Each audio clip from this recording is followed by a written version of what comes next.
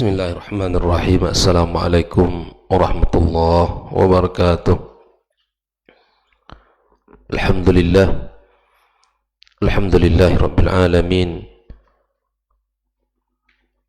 Wassalatu wassalamu ala asyrafil mursalin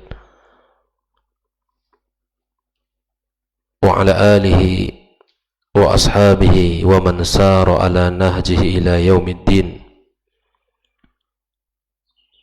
Ashhadu an la ilaha illallah wahdahu la syarika lah waliyus salihin wa ashhadu anna Muhammadan abduhu wa rasuluhu as-sadiqul amin. Ya ayyuhalladzina amanu taqullaha haqqa tuqatih wa la tamutunna illa wa antum muslimun. Ya ayyuhalladzina amanu taqullaha wa qulu qawlan sadida yuslih lakum a'malakum wa yaghfir lakum dhunubakum wa man yuti'illaha wa rasulahu faqad faza fawzan 'azima. Amma ba'd, ikhwani ma'asyiral hadirin wal hadirat minal muslimin wal muslimat, jemaah salat subuh Masjid At-Taqwa Indo As-Sakinah Pekanbaru rahimakumullah. Alhamdulillah, setinggi puji dan sedalam syukur marilah senantiasa kita ucapkan kepada Allah Subhanahu wa taala atas segala limpahan nikmat dan karunia yang sangat banyak yang Allah berikan kepada kita, yang tak pernah berhenti, yang tidak pernah satu detik pun kecuali di situ akan ada nikmat yang kita rasakan dalam kehidupan kita. Sebagaimana Allah tidak pernah berhenti memberikan nikmatnya kepada kita, maka sudah sepantasnya bagi seorang muslim mukmin untuk senantiasa mengharap, berdoa dan senantiasa bersyukur atas segala nikmat yang Allah limpahkan kepada kita. Kemudian kita bersalawat kepada Rasulullah sallallahu alaihi wasallam. Allahumma salli wa sallim wa barik ala Muhammad, untuk keluarga beliau, anak dan keturunannya, kemudian para sahabat yang telah menemani Rasulullah sallallahu alaihi wasallam berjuang menegakkan agama Allah, mengorbankan harta dan jiwa mereka. Mudah-mudahan kita juga bisa meniru akhlaknya Rasulullah SAW dan kemuliaan Rasulullah SAW, kebaikan para sahabat, semangat mereka dan ittiba mereka kepada Rasulullah sallallahu alaihi wasallam. Dan kita berharap mendapatkan syafaatnya pada hari kiamat kelak, pada hari di mana tidak lagi berguna harta, tidak lagi bisa kita banggakan anak keturunan kita. Dan mudah-mudahan kita semua termasuk orang-orang yang Allah selamatkan dan Allah masukkan ke dalam surganya, dikumpulkan bersama orang-orang saleh. Kembali kita melanjutkan pembahasan tentang 10 sebab atau 10 kunci ya untuk meraih lapangnya dada, karya Syekh Abdul Razak Al-Badr hafizallahu ta'ala. Pagi ini adalah kunci yang ketiga untuk meraih lapangnya dada, yaitu tahsilul ilmi nafi', di mana kita memperoleh, mendapatkan ilmu yang bermanfaat. Dengan mendapatkan ilmu yang bermanfaat, maka hati kita akan lapang, dada kita akan lapang. Beliau mengatakan, فَكُلَّمَا زَادَ تَحْصِيلُ الْعَبْدِ مِنَ الْعِلْمِ الشَّرْعِ الْمُسْتَمَدِّ مِنَ الْكِتَابِ وَسُنَّةِ نَبِيِّهِ صلى الله عليه وسلم زَادَ انشِرَاحُ صَدْرِهِ وَزَادَ صَلَاحُ حَالِهِ. Beliau mengatakan, ketika bertambah perolehan seseorang hamba dari ilmu syar'i yang sumbernya adalah kitab Allah, ilmu yang bersumber dari Al-Quran dan sunnah-sunnah Rasulullah sallallahu alaihi wasallam, maka akan bertambah lapang pula dadanya. dan akan bertambah baik pula keadaannya. Dari sini kita tahu bahwa di antara jalan yang membuat lapang dada kita adalah ilmu yang bersumber dari dua sumber mata air yang jernih, Al-Quran dan Sunnah Rasulullah. Dan ini adalah sebaik-baik ilmu untuk kita pelajari bersama. Dan inilah sebaik-baik kedekatan untuk kita kerjakan. Dengan bertambahnya ilmu syar'i, bertambah lapang dada kita dan bertambah baik keadaan dan kondisi kita. Beliau mengatakan, "Fal ilmu fihi rif'atul 'abdi wa sa'adatuhu wa falahuhu fi dunyahu wa ukhrahu." Bahwa ilmu itu adalah mengangkat seorang hamba dan menjadi sebab dia akan bahagia, beruntung di dunia dan di akhirat. Wa nurun wa diya'un li tariqihi. Ilmu itu adalah cahaya, penerang di dalam jalan yang dia lalui. Allah Subhanahu wa taala berfirman, "Yarfa'illahu alladhina amanu minkum walladhina utul ilma darajat." Allah mengangkat derajat orang-orang yang beriman di antara kalian dan orang-orang yang berilmu beberapa derajat. Dua hal yang tak boleh terpisah, keimanan dan ilmu yang ada. Ketika keimanan itu tumbuh dalam hati kita, maka keimanan itu harus dihiasi dengan ilmu, karena ilmu adalah cahaya dan dia adalah sebab di mana kita diangkat derajat kita oleh Allah Subhanahu wa taala. Maka kalau ada orang yang ingin bahagia, yang ingin diangkat derajatnya oleh Allah, yang ingin terang jalannya, maka pilihlah jalan ilmu. Karena ini janji Allah kepada kita. Janji Allah kepada kita. Dan ini menunjukkan ayat betapa agungnya, betapa mulianya ilmu syar'i. Dan ini mesti kita semangati diri kita untuk belajar agama dan pelajari ilmu syar'i. Ikhwanikum muslimin wal muslimat rahimakumullah. Beliau mengatakan, wa huwa ma'a dzalika jannatun ya'ishu fiha talibul ilm. Ya, dia memiliki surga. Ya, ilmu itu adalah surga yang mana seorang talibul ilmi hidup. Ketika seorang memiliki ilmu syar'i, maka dia hidup dalam kenikmatan. Wa raudatun muzhira, taman yang indah, yang penuh dengan bunga. Wa bustanun muthmirun yajidu fihi bahjatahu wa unsahu wa rahatahu wa sa'adatahu. Dialah sebuah kebun yang berbuah, yang dia dapati di dalamnya ketenangan, kenyamanan dan kebahagiaan. Wa yaqtifu fihi min atayibith thimari wa sunufil azhar. Dia kemudian akan memetik buah-buah yang baik dan berbagai jenis bentuk bunga. Orang ketika berilmu, dia akan banyak mendapatkan kebaikan-kebaikan. Ibarat dia mendapatkan buah-buah yang ranum, kemudian bunga-bunga yang indah, yang harum. Dengan ilmu kita akan bisa merasakan itu. Betapa amal itu sangat banyak, betapa amal itu sangat indah dan melahirkan banyak kebaikan dalam kehidupan kita. Walidha, kata beliau, dengan demikian najidu jama'atan minal ulama, kita mendapatkan sebagian dari para ulama kita, sammau musannafatihim fi ulumi syari'ati bima ya'taqidunahu min wasfin li hadzal ilm. Ada di antara para ulama menyebutkan ketika mereka menulis karya-karya mereka, ya, mereka menyebutkan dengan sebutan yang sangat luar biasa terhadap ilmu ini. Ketika mereka menulis seperti Raudatul Uqala, ya, tamannya al-uqala, orang-orang yang berakal.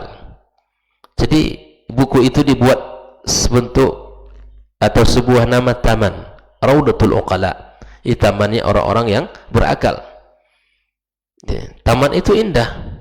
Bahkan ada orang yang hari ini ingin mencari tempat yang membuat dia refresh, pergi ke taman. Jadi kita saja tamannya nggak ada yang indah-indah, tapi di sebagian tempat itu diperhatikan taman itu sebagai tempat mencari ketenangan jiwa atau untuk merefresh diri kita agar hilang dari keletihan dan kepenatan bekerja. Disebut juga oleh para ulama wa bustanul arifin. Bustan itu kebun. Al-arifin ya orang-orang yang berilmu, al-arif. Ini karya mereka begini disebut. Karena memang ilmu itu sendiri adalah taman. Ilmu itu sendiri adalah taman yang indah, yang sangat baik untuk menenteramkan jiwa. Maka disebutkanlah sifat ilmu itu oleh para ulama dengan nama-nama tersebut. Yang kita kenal juga dengan sebutan Riyadus Salihin. Riyadu As-Salihin. Wa Raudul Basim wa ghairuha min al-asma' ad-dala 'ala al-ma'ani allati qamat fi qalbi al-'alim wa talib al-'ilmi tijah al-'ilm. Dan nama-nama yang lain yang menunjukkan kepada makna yang ada di hati seorang alim ataupun para penuntut ilmu terhadap ilmu itu sendiri. Mereka menamakan kitab mereka dengan sifat ilmu itu sendiri. Ikhwanikum muslimin, ini bentuk-bentuk usaha daripada para ulama untuk mensifati ilmu agar orang semua mencintainya, agar orang suka kepada ilmu. Kemudian Syekh Razak menyebutkan dalam kitab ini, wa yakfi fi fadlil ilmi nafi' annahu ya'khudhu bi sahibihi ila jannatin na'im. Cukuplah sebagai bentuk kemuliaan ilmu yang bermanfaat, dia akan membawa pemilik ilmu kepada surganya yang penuh dengan nikmat. Ilmu itu jalan menuju surga. Ilmu itu jalan yang memudahkan kita untuk menuju surga Allah Subhanahu wa taala. Kama qala Nabi sallallahu alaihi wasallam, "Man salaka tariqan yaltamisu fihi ilman, sahallallahu lahu bihi tariqan ilal jannah." Orang yang meniti satu jalan yang di jalan itu dipelajari ilmu, maka Allah akan mudahkan baginya jalan menuju surga. Ini adalah keutamaan ilmu di dalam Islam. Ternyata dia bukan jalan biasa, tapi dia adalah jalan menuju surga. Nah, tentu kita semua mencari jalan itu. Apa sih yang kita inginkan dalam kehidupan kita, dalam keberadaan kita di dunia ini? Tak lain tak bukan mencari ridha Allah. Dengan ridhanya kita bisa masuk ke dalam surganya. Di antara cara mencari ridha Allah adalah jalan ilmu. Dan sebaik-baik jalan dan seagung-agung jalan untuk meniti ridha Allah Subhanahu wa taala dan surganya. Makanya banyak kita dapatkan dalam hadis Rasulullah SAW betapa orang yang berilmu, orang yang mengajarkan ilmu itu didoakan oleh para malaikat-malaikat Allah, oleh makhluk Allah yang ada di langit dan ada yang ada di bumi. Sampai Nabi mengatakan hatal hitana fil bahr, sampai ikan yang ada di dalam lautan mendoakan orang-orang yang mengajarkan kebaikan, yang mengajarkan ilmu. Wahatan namla fi juhriyah, sampai seekor semut pun mendoakan. Subhanallah, kita tidak kenal dan kita tidak tahu, ternyata makhluk-makhluk Allah itu mendoakan kita. Maka malaikat Allah mendoakan kita. Begitulah Allah memuliakan para pelajar dan para pendidik, orang-orang yang mengajarkan ilmu tersebut. Maka inilah yang ketiga, tahsilul ilmi nafi'. Dengan mempelajari dan memperoleh ilmu yang bermanfaat, kita akan mendapatkan dada kita terasa lapang dan hati kita terasa tenang. hidup kita akan bahagia, jalan kita menuju surga sangat mudah. Ma'asyiral hadirin wal hadirat rahimakumullah. Yang keempat, di antara sebab atau kunci kita meraih atau mendapatkan lapangnya dada, al-inabatu ilallah wa husnul iqbali alaih. Kita kembali bertaubat kepada Allah, segera kembali kepada Allah, dan kita dalam bersungguh-sungguh dengan cara yang baik kita kembali kepadanya. Kita kembali kepada Allah adalah sebab utama, ya, di mana hati kita dan lapangnya dada kita, dan di mana kita akan merasakan lezatnya beribadah. Jika ada hari ini orang mengatakan apa kunci agar kita bisa nikmat di dalam ibadah, maka tumbuhkan dalam dirinya semangat untuk bertaubat dan kembali kepada Allah. Kembali kepada Allah. Kembali kepada Allah maknanya kita, ya, melakukan segala perintah Allah dengan meninggalkan larangan. Kembali kepadanya dengan beribadah kepadanya, dengan melakukan segala ketaatan. Karena kata beliau, kata Syekh Abdul Razak, fa inna ta'ata wal ibadata rahatul qulub. Sesungguhnya ketaatan, ibadah adalah ketenangan hati, ketenangan jiwa kita, wa unsun nufus, dan kenyamanan jiwa kita, ketenangan jiwa kita, wa qurratul uyun, dan penyejuk mata kita, wa sa'adatus sudur, dan kebahagiaan dada kita. Begitulah ungkapan tentang sebuah kebaikan. Tidak ada kecuali sesuatu yang positif. Sebutan untuk ibadah itu manfaatnya sangat banyak. Sebutan manfaat terhadap ibadah itu sangat banyak. Adalah ketenangan hati atau kenyamanan hati, ketenangan jiwa, kemudian penyejuk mata kita, dan kebahagiaan dada kita. Al-Imam Ibnul Qayyim, ya, perkataan beliau dinukil oleh Syekh Abdul Razak, al-inabatu illallah, kembali kepada Allah, wa mahabbatahu bi kullil qalb, dengan kembalinya kita kepada Allah dan mencintai Allah dengan sepenuh hati kita, wal iqbalu alaih, ya, kita kembali menuju Allah, wat tana'um bi ibadati, dan kita merasakan betapa nikmat beribadah kepadanya. Fala syai'a asrah li sadril abdi min dzalik. Tidak ada kunci dan tidak ada jalan yang paling afdal, yang paling baik untuk menjadikan dada kita lapang. Tak ada. Jadi dada lapang, kenyamanan hati, ketenangan jiwa bukan kita dapatkan pada perkara dunia. Bukan kita dapatkan dalam mengumpulkan harta. Bukan kita dapatkan pada banyaknya amanah dan kekuasaan jabatan. Tak. Bukan di situ.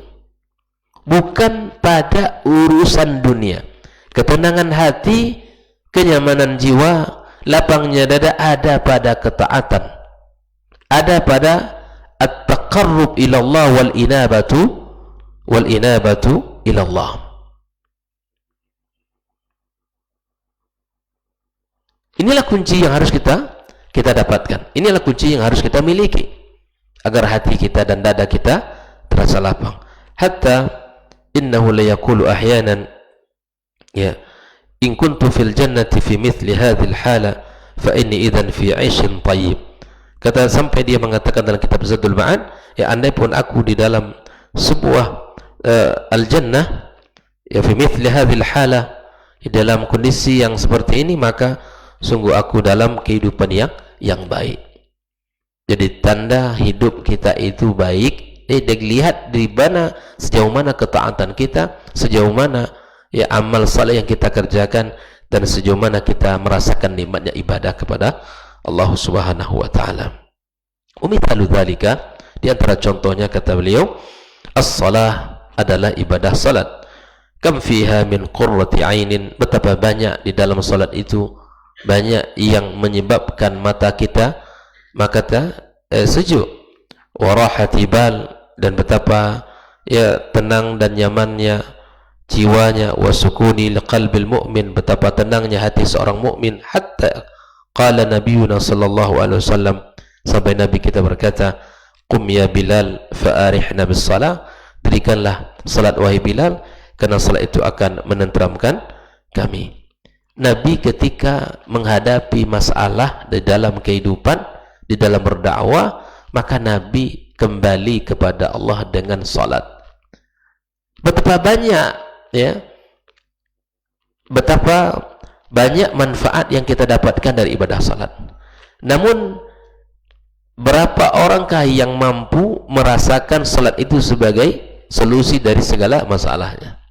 Nah, ini jadi masalah besar. Seberapa mampu kita jadikan salat itu sebagai tempat solusi terhadap masalah kita? Seberapa mampu kita, ya, menjadikan ibadah salat sebagai tempat ketenangan untuk mendapatkan ketenangan jiwa kita. Bahkan dalam hadis yang lain, ju'ilat qurratu aini fi shalah, dijadikan, ya, pada mataku kesejukan, kesenangan mataku dalam salat. Artinya salat itu dijadikan kenyamanan Rasulullah SAW dan ketenangan jiwa Rasulullah Sallallahu Alaihi Wasallam. Maka Al-Allamah Ibn Qayyim juga menyebutkan, wa yu'addidu a'mal al-bir, ketika dia menyebutkan amal-amal baik, di antaranya beliau mengatakan, fa awwalu ma yastaqidu ahaduhum min manami yasbiqu ila qalbihi al-qiyamu ila al-wudu was-salatu kama amarahu Allah.